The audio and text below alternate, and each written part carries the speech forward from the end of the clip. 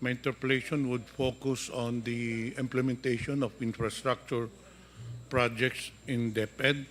I would like to direct my questions to Mr. Ipimako Dinsing. Mr. Dinsing, are you still connected with DepEd? Your Honor, may I, Mr. Chair? Yes, Mr. Epimako I left Dinsing, DepEd you are effective recognized. September 30, Your Honor, September 30, 2024. 2024. Bakit po kayo umalis sa DepEd, Mr. Dinsing? With the intention of running for public office, Your Honor. Hindi ba kayo tinanggal sa DepEd? Hindi po. Because from what I gathered, you were made to submit a courtesy resignation. Opo, ahead. Yes, Opo. you did. Opo. And your courtesy resignation was accepted. Tama po yan. It was short of saying, a courteous way of saying that you are out of DepEd. Actually, from the information that I got, nakiusap ka pa na ma-retain dun sa DepEd. No, But hindi the po. administration did not allow it. But anyway, Yusek Dinsing, may I remind you to please address the chair? I apologize, Mr. Chair. Okay, thank you. anyway, that is another matter. Kailan po kayo na appoint sa DepEd, Mr. Dinsing? Effective, yung document is July 18, 2022, and I acted as Chief of Staff until December 31, 2022. July 18, 2022 to September 30, 2024. Apa. So yung first appointment mo, pagpasok mo sa DepEd, anong binigay na position sa iyo? Until December 31, Chief of Staff muna po ako. Dahil ina-arrange Staff. pa yung mga bagong appointees at the time. I was the first appointee at the time, Your Honor. No, when you entered July 18, were you appointed as Chief of Staff, Undersecretary? Undersecretary, Chief of Staff, yes. Undersecretary. Chief of Staff, yes. Undersecretary for what? Chief of Staff. So concurrent yun, Undersecretary and Chief of Staff. Tama po. That was the first position You at served the time. then as Chief of Staff of Vice President Sara. Tama po yan, as of December 31. So sabay kayong pumasok. Ahead lang ba siya? By July 1 po siya. Ako July 18 officially. Aside from the DepEd portfolio, ano pang government service na napasukan mo na? Prior to DepEd, I was DILG Undersecretary. From what year? From 2018 to 2022, and I entered DILG as Assistant Secretary for Plans and Programs from 2016 to 2018. Prior to the ILG appointment. I was from the private sector, Your Honor. So in short, as a government public servant, you only served as DILG Assistant Secretary and DepEd Undersecretary. Tama po yan. 8 years in total, Your Honor. Aside from being a Chief of Staff, ano pa bang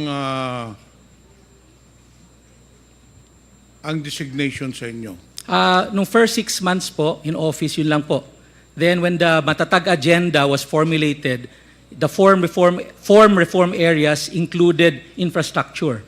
So by January 31, during the basic education report, I was announced to take care of the infrastructure strand, newly created, Your Honor.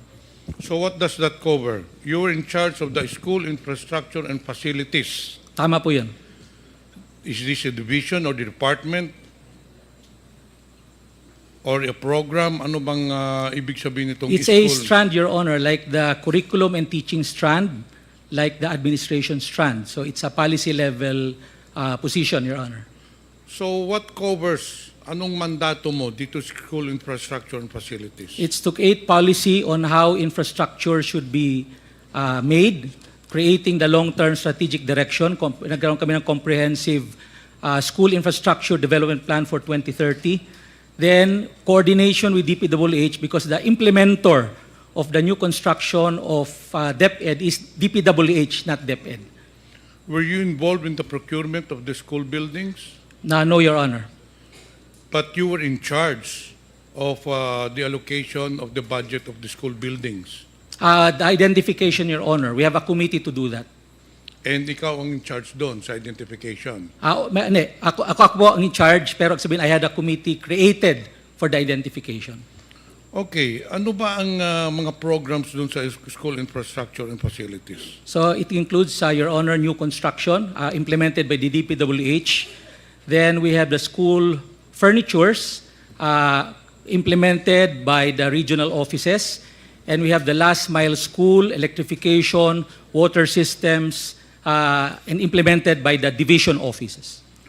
So if you started in 2022, in short, you handled the budget for 2023 and also for 2024, hindi po ba? For the school buildings. For the 2023 po, hindi po. The school buildings was under the administration strand. So I only took over 2023. What was the budget? What was the budget of the 2023 school building program? The original budget was 5.9 billion. Yun po ang nasa NEP. And it That was for 2023. 23 po. That i-explain ko yung original po. 5.9 billion sa NEP. It was only limited to 5th and 6th class municipality. Then paglabas po ng JA, nadagdagan po ng 9.7 billion. So a total of 15.6 billion, 2023 JA. For 2024, 2024 sa NEP po is 19.7. When the JA came out, it became 24.7 billion for 2024. so i-cover din ng SIF yung Basic Education Facilities Front Programs, hindi po ba? Opo. Tama po yun. So under din sa iyo yun, Ang alin po yung? yung BEFF, the Opo. Basic Education When you say Facilities BFF, and that's the Programs. total infrastructure program. But there is a discrepancy. Ang sabi mo kanina, 19.7 billion ang NEP. allocated. NEP. But it states here that in the 2023 GAA, the amount of 23,417,897 pesos was appropriated in the GAA for 2023. Your Honor, that's BFF. So that includes new construction, which is 15.6 billion, my electrification, my water system, my repairs, around 4.9 billion, and I think last mile school. So a total of 23 billion, Your Honor. So you were the one in charge for the identification. Tama po yan. Aside from the identification, ano pa ba ang mandato mo as a undersecretary? What exactly is your designation? Undersecretary for what? For operations, for administration? Starting 2023, Undersecretary for School Infrastructure and Facilities, starting 2023. So, sakop mo nga lahat ng mga school buildings. Tama po, Mr. tama po. Chair. Okay. So, you were the ones who decided sinong bibigyan ng school buildings kasi sabi mo kanina, ikaw ang nag-identify. So, you were the ones, kasi ang proseso po niyan, nagpapadala yung mga school superintendent division or rather the schools division in each district or in each province, they have proposals for the repair, for the construction, and it goes to your office. And then, ikaw ang nag-identify sinong popondohan. Dahil hindi naman pwedeng pondohan lahat, hindi po ba? Tama po, tama po. Correct. Pero for this purpose, Your Honor, I made sure that it is equitably allocated. That's why in August 4, 2023, we created a National Technical Working Group composed of 4 area managers, members of Education Facilities Division, merong operation strand na outsider sa SIF strand para ho fair ang allocation and based on needs. And there's a criteria. The criteria is 70% should be allocated to those which are in makeshifts, yung talagang walang classroom from the very beginning, and 30% allocated dun sa may shortage, kagaya ng 2 shifts, 3 shifts, yung po shortage po yun. So nakafocus Mr. po Chair, dun. merong committee na nagde-decide Tama po yun. kung sinong bibigyan ng allocation. Opo. Based on the proposed list of the divisions. Hindi Tama po. ba? We assume na validated na rin siya. So in short, ikaw talaga ang nagde-decide kung sinong binibigyan. Once na nagawa na listahan ng yung komite, I just accept it as is because I assume that they follow the criteria that we set. But I think you're the one who is really deciding because if I recall, during the budget hearing, Mr. Chair, for 2023, ang pinadala po ni Mr. Dinsing during the party consultations, pinadala ng DepEd during the party consultations. If you remember, for every budget hearings, before the pre-plenary budget hearings, may pinapadala po ng mga representative. In most cases, it's the secretary. I recall in 2023, during the budget deliberations, kayo ang pinadala na regarding sa mga school buildings. Tama po yun. I remember that was, I think, third week of August 21 or 22. Tapos at that time, tapos na po yung listahan na ginawa ng National Technical Working Group. I think the list was supposed to be around 15.1 billion. Yun po ang pinresent namin sa consultation. So in short, you really have a big role.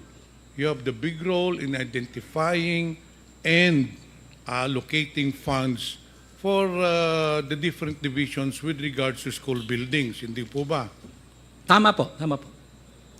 Ngayon, ang tanong ko, in the 2024 budget or the National Expenditure Program, there was an allocation for Surigao del Sur, in fact, 2 districts.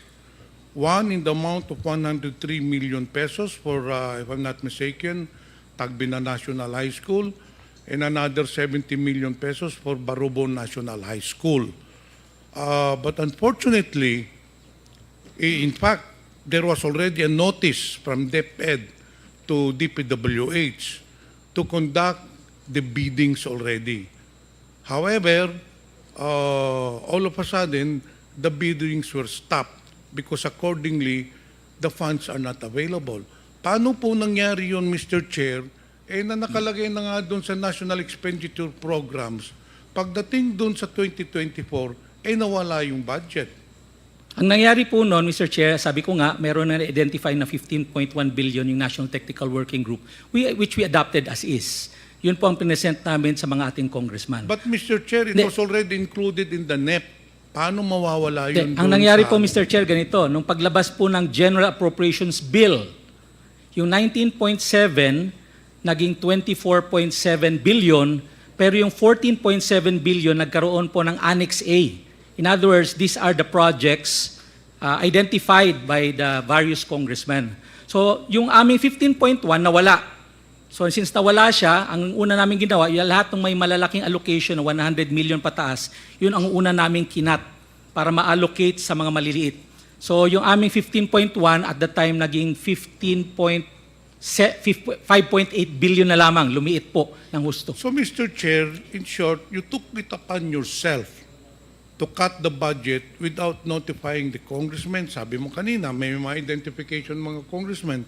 You took it upon yourself, being the head of the SIF, to cut the budgets of the different proposed school buildings. Ganun ba? That was because there's no more budget in the General Appropriations Bill. We had to cut for that everybody will also be allocated. So how did you decide, Mr. Chair, kung anong kapuputuloy, anong tatanggalin doon, anong bibigyan? Well, ang decision lang muna is tanggalin yung mga malalaki, which is yung mga 100 million pataas, 80 million taas. Because, Mr. Chair, as I already mentioned, the policy was really to go multi-story. Kasi wala na pong buildable space. Kaya medyo malalaki po yung ating building ngayon to maximize buildable space. So, yun po ang nauna. Yung mga 100 million pataas, 80 million pataas. So, yung natira mga 50, 40 million, two-story, three-story. Tinanggal ninyo yung multi-story, tinanggal ninyo dun sa district ko, Mr. Chair. Yun ang tinanggal ninyo. Well, and not only that, there was also a 200 million peso project in District 1 na tinanggal din ninyo. Hindi ako familiar in detail, pero I don't remember there's a 200 million school building in any school for that matter. You know what, Mr. Chair? I'll give you an explanation bakit ninyo tinanggal. Do you know a certain Mr. Greg Murillo? Yes, sir, Mr. Chair. Sabi ko kanina, Mr. Chair, the 180 million pesos was already included in the National Expenditure Program. But upon bidding, it was recalled. But prior to the bidding, this Mr. Greg Murillo, who's a close friend of Mr. Dinsing, called me. At itong sinabi niya, kamusta po kayo, Congressman? Sabi ko, mabuti naman. Congressman, meron po lang kayong budget na 170 million pesos para sa district mo. O sabi ko, yun nga, naka-schedule na for bidding. In fact, binibidding na yata. Sir, pwede daw muna, mag-usap daw muna kayo ni Mr. Dinsing. Those exactly the words of him, pwede tayo magharap-harap tayo, baka naman pwede makipagkita ka kay Mr. Dinsing. And sabi ko, para saan? Alam mo na, may pag-uusapan kayo. Right there and then, I already knew anong pag-uusapan. Si Mr. Dinsing hihingi ng komisyon. So, I told Mr. Greg Murillo, whom you admitted is your good friend, sinabi ko doon kay Mr. Murillo, why will I give money to Mr. Dinsing when this has already been allocated in the National Expenditure Program? So I did not entertain that anymore. And Mr. Chair, lo and behold, the funds did not come through. Kinancel yung bidding and then nawala na nga because I did not come across to the request of Mr. Dinsing na humingi siya ng komisyon. And not only that, Mr. Dinsing, hindi lang akong biktima niyan.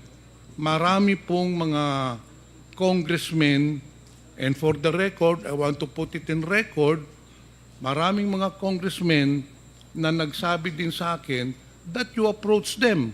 In fact, there is one congressman in Visayas that you were asking for 18% commission of the school buildings. Kasi ikaw nga ang nagdidesisyon kung sinong bibigyan, sino ang tatanggalan. In fact, it is on record. You just said kanina na ikaw ang nagdesisyon kung sinong tatanggalan, sinong bibigyan. Not only that, sometime last year or probably within this year, you met with some of the congressmen in Manila. I already talked to them. Humarap ka doon, may kasama ka pang kontraktor. Do you know a certain architect, Ralph Texon? Yes, yes, sir. Yes. Yung po ang kasama mo nung humarap ka sa congressman sa Manila. And just the same, you were implying, you were asking for a commission, hindi lang yun, sinabi mo pa na yung contractor mong gagawa, itong si Mr. Architect Ralph Texon.